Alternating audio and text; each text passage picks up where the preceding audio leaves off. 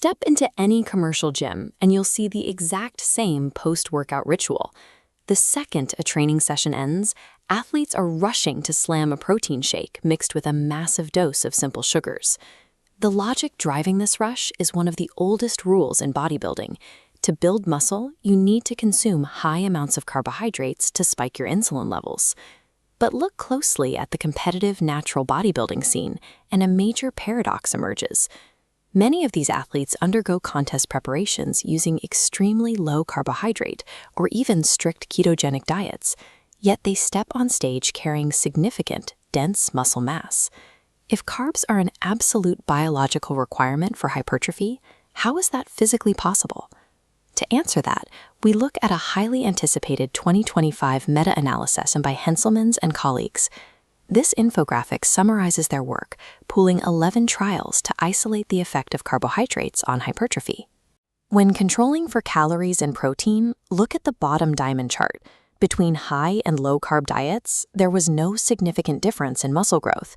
The traditional rule of carb-driven hypertrophy doesn't hold up to the data.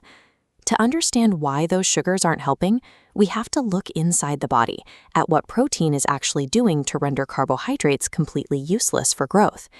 Think about what happens during a heavy set of squats. The mechanical tension places severe stress on the tissue, resulting in structural microtears across the muscle fibers. The traditional advice says that this intense lifting completely drains the muscle of its stored energy, known as glycogen, which is why you need to slam carbs immediately to refill the tank. But clinical measurements show a typical weightlifting session only depletes muscle glycogen by about 24 to 40%. Your body easily restores that amount over the next 24 hours through a normal diet. There is no biological emergency requiring massive carbohydrate loading. That brings us to the second mechanism, insulin. It is an established biological fact that combining carbohydrates with protein spikes insulin, a highly anabolic hormone. The override happens when you actually consume an adequate dose of high-quality protein, roughly 0.40 to 0.55 grams per kilogram of body weight. The amino acids within that protein, specifically leucine, trigger their own sufficient insulin response. They drive muscle protein synthesis all the way up to its maximum biological limit. Because that protein dose already maxes out the muscle's capacity to grow, a state known as the muscle-full effect, dumping carbohydrates on top of it provides zero additional hypertrophic benefit. The system is already capped. A sufficient dose of protein is powerful enough to fulfill the muscle's anabolic requirements entirely on its own. It effectively overwrites the need for insulin-spiking sugars, rendering them biologically redundant for tissue growth. If carbohydrates don't build muscle, we have to address a very real physical sensation. Athletes who remove carbs from their diet consistently report that they physically shrink and lose size. That shrinking effect is the result of fluid dynamics. For every single gram of glycogen stored in your body, it pulls in 3 to 4 grams of water along with it. When athletes maintain high carbohydrate intakes, they pack their muscles with this water. The tissue physically swells in volume, much like a water balloon filling up, making the muscle appear visibly larger and fuller.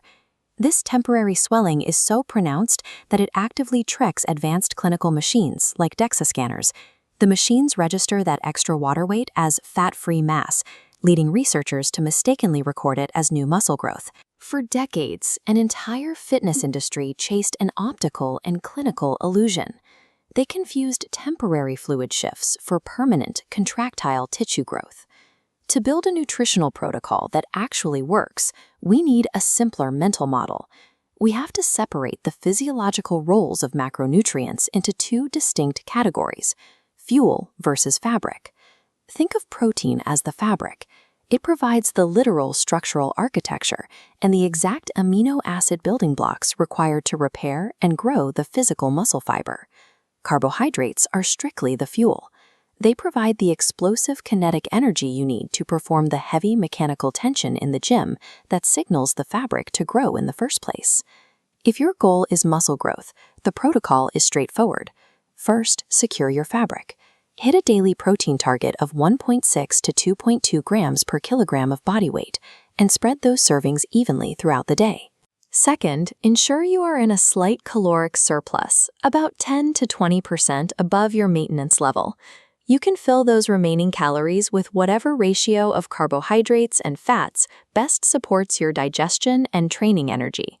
Obsessing over precise post-workout carbohydrate to protein ratios is a waste of time. Carbohydrates give you the energy to lift the weight. Protein alone builds the muscle.